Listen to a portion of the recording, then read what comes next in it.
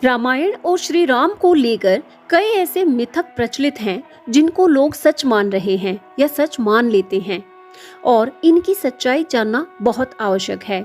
ये मिथक कैसे बन जाते हैं और कैसे प्रचलित हो जाते हैं, इनके बारे में यदि आप जानना चाहते हैं तो वीडियो को लास्ट तक जरूर देखें। रामायण को लेकर कई तरह के मिथक प्रचलित हैं, जैसे श्री राम की बड़ी बहन भी होती थी, सीता रावण की ही बेटी थी, या ऐसी कई बातें जिनकी सच्चाई कुछ और ही होती है। ये बातें अलग अलग राम कथा का हिस्सा हैं। हम रामायण से जुड़े ऐसे ही कुछ मिथक को यहाँ पर आपके सामने बताने जा रहे हैं जो अलग अलग राम कथाओं का हिस्सा हैं। सबसे पहला मिथक ये प्रचलित है कि क्या श्री राम की एक बड़ी बहन हुआ करती थी। कई कथाओं में आता है कि भगवान राम की एक बहन थी जिनका नाम शांता था, जिनका विवाह श्रृंगी ऋषि के साथ हुआ था। ये वो ही श्रृंगी ऋषि हैं जिन्होंने दशरथ का पुत्र कामेष्ठी यज्ञ करवाया था, जिसके प्रसाद से ही राम सहित चारों भाइयों का जन्म हुआ था। ये छत्तीसगढ़ की लोक कथाओं में जरूर आता है। छत्तीसगढ़ी रामायण में भी इसका जिक्र मिलता है। अध्यात्म और आनंद रामायण में भी शांता नाम आता है, लेकिन वाल्मीकि रामायण या तुलसीदास जी की रामचरितमानस में कहीं भी शांता के बारे में कुछ नहीं लिखा गया है। इस कारण भगवान राम की बहन को ज्यादातर विद्वान एक काल्पनिक पात्र ही मानते हैं। दूसरा मिथक ये प्रचलित है कि क्या सीता रावण की बेटी थी। बहुत सी कहानियों में हम ये देखते हैं, ये बताया जाता है कि सीता रावण की ही बेटी थी जिसका उसने त्याग कर दिया था। कुछ कहानियों में ऐसा भी बताया जाता है कि रावण ने कई ऋषियों को मारकर उनके खून से घड़े को भर दिया था। तब एक ऋषि ने उसे श्राप दिया था कि इस रक्त से ही एक कन्या का जन्म होगा जो तेरी मौत का कारण बनेगी। तब रावण ने उस घड़े को लंका से काफी दूर मिथिला के पास खेत में गड़वा दिया था, जहां से जनक को सीता मिली थी। वाल्मीकि रामायण और रामचरितमानस दोनों में ही ऐसी किसी घटना का जिक्र नहीं है। दोनों ने ही सीता को देवी लक्ष्मी का अवतार माना है। इन्हीं सीता देवी को वेदों में कृषि की देवी भी कहा गया है। ये मिथक केवल दक्षिण भारत और उत्तर पूर्वी राज्यों की कुछ लोक कथाओं में मिलता है। रामायण को लेकर तीसरा मिथक ये प्रचलित है कि क्या हनुमान विवाहित थे। दो तरह की विचारधाराएं इसके बारे में प्रचलित हैं, उत्तर भारतीय और दक्षिण भारतीय। उत्तर भारतीय ग्रंथों में वाल्मीकि रामायण, रामचरितमानस जैसे ग्रंथों ने भगवान हनुमान को ब्रह्मचारी माना है। हाँ, कुछ कथाओं में उनके पुत्र मकर ध्वज का जिक्र आता है, जो रावण के भाई अहिरावण की सेना में है और पाताल में रहता है।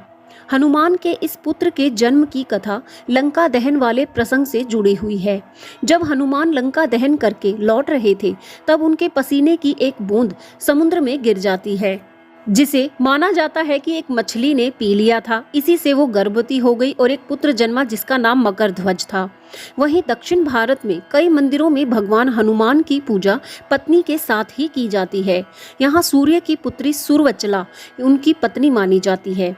अगस्त्य संहिता नाम के एक ग्रंथ में इसका उल्लेख है। इसके मुताबिक भगवान हनुमान ने सूर्य को अपना गुरु बनाया था। कुछ विद्याएं हासिल करने के लिए हनुमान जी का विवाहित होना बहुत जरूरी था, लेकिन हनुमान अपना ब्रह्मचर्य तोड़ना नहीं चाहते थे। ऐसे में सूर्य भगवान ने हनुमान जी से कहा था कि उनकी पुत्री सुरवचला भी विवाह नहीं करना चाहती। वो तपस्विनी है, वो गृहस्थ जीवन नहीं चाहती।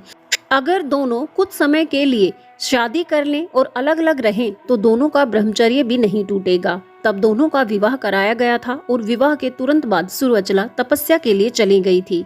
हनुमान ने अपनी शिक्षा पूरी की थी। हालांकि ये कहानी दक्षिण भारत की है। उत्तर भारत में भगवान हनुमान को ब्रह्मचारी के रूप में ही पूजा जाता है। रामायण को लेकर चौथा मिथक जो प्रचलित है वो ये है कि क्या गिलहरी की पीठ पर श्री राम की 3 उंगलियों के निशान हैं। ये माना जाता है कि सीता हरण के बाद राम जब जंगल में सीता जी की खोज कर रहे थे, तब उन्होंने एक बगुले से सीता के बारे में पूछा तो उसने पानी में मुंह छिपा लिया। राम ने उसे श्राप दे दिया। वहीं एक गिलहरी ने सीता के बारे में बताया तो राम ने उसकी पीठ पर 3 उंगलियां फेर कर उसे वरदान दिया। गिलहरी की पीठ पर 3 लकीरों के निशान भगवान राम की उंगलियों के ही हैं। एक कहानी ये भी है कि समुद्र पर सेतु बनाने में गिलहरी ने भी मदद की थी, जिसके बाद राम ने उसकी पीठ पर हाथ फेरा था। वाल्मीकि रामायण और रामचरितमानस में ऐसी कहानी नहीं मिलती है। प्रोफेसर कामिल बुल्के की किताब राम कथा का इतिहास के अनुसार ये कहानी आदिवासी बिरहोर और मुंडा जातियों की लोक कथाओं में आती है, जो झारखंड और छत्तीसगढ़ में पाई जाती है। पांचवा और सबसे प्रचलित जो मिथक रामायण के बारे में प्रचलित है वो ये है कि क्या सीता स्वयंवर में रावण भी आया था। कई कहानियों में ये जिक्र आता है कि सीता स्वयंवर में रावण भी आया था और शिव का धनुष नहीं उठा पाया था। धनुष नहीं उठा पाया तो स्वयंवर में मौजूद बाकी राजाओं ने उसकी हंसी उड़ाई और गुस्सा होकर वो लौट गया। रामचरितमानस की एक चौपाई में इसका जिक्र है।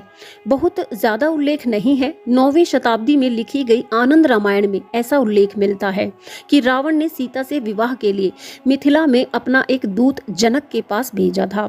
तमिल राम कथा में जिक्र आता है कि स्वयंवर में रावण शिव का धनुष नहीं उठा पाया था। तो देखा आपने रामायण को लेकर कौन कौन से मिथक प्रचलित हैं और उनकी सच्चाई क्या है। हम चाहे किसी भी धर्म से हो, लेकिन अपने धर्म से संबंधित किसी भी ग्रंथ को तर्क के आधार पर ही स्वीकार करना चाहिए। जहाँ तक आस्था की बात है वो हमारे पर निर्भर करता है कि हम किसी तर्क को कैसे लेते हैं। आस्था एक बहुत बड़ी चीज होती है। श्री राम के प्रति लोगों का इतना अभिन्न प्रेम है कि वो उनसे जुड़ी छोटी से छोटी बातों को भी सच मान लेते हैं। लेकिन किसी भी बात को मानने से पहले उसके बारे में थोड़ा बहुत तर्क कर लेना बहुत जरूरी होता है, जिससे कि हम अंधविश्वास की तरफ ना बढ़ें।